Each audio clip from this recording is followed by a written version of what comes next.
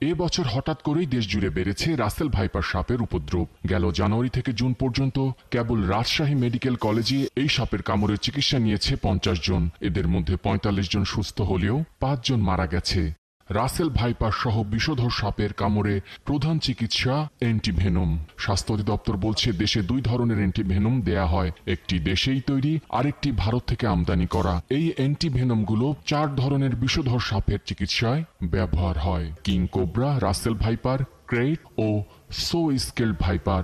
কেবল Russell ভাইপারই নয়, বিষধর যে কোনো সাপের কামড়ে রোগীকে বাঁচাবার অন্যতম উপায় হলো যত দ্রুত সম্ভব অ্যান্টিভেনম প্রয়োগ। এখন পর্যন্ত দেশের 27টি জেলায় রাসেল ভাইপারের বিস্তার মিলেছে। সাপের বিস্তার ও রোগীর সংখ্যার উপর ভিত্তি করে বিভিন্ন উপজেলা ও জেলা হাসপাতালে এরই মধ্যে অ্যান্টিভেনম পাঠানো হয়েছে।